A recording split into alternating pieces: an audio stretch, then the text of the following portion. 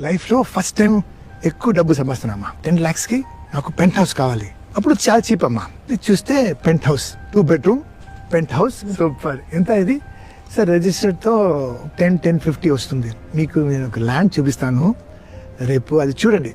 దీనికైనా అది పెద్ద better investment sir. అక్కడ అమౌంట్ తెలుసా, అది ఇంకనే అక్కడ సార్ 50 acres 100 acres.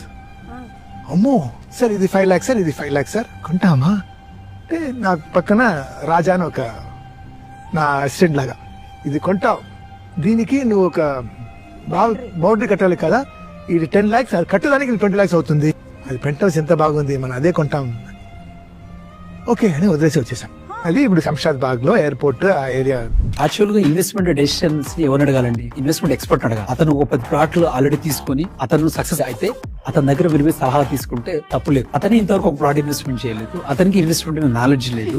మనం వెళ్ళి అతను అడగడం వల్ల నష్టపోయేది అతను కాదు, మనం నష్టపోతాం. కొన్ని కంపెనీస్ కేవలం ఇటువంటి సలహాలు సూచనలు ఇవ్వడానికి చాలా కంపెనీస్ కూడా హైదరాబాద్ లో రన్ అవుతున్నాయి. వాళ్ళు నార్మల్ ఫీజు తీసుకుంటారు, బట్ అల్టిమేట్ రిటర్న్స్ మీకు వస్తాయి. మీ ఫ్రెండ్స్ కంటే ముందు కూడా మీరు better to contact register expert.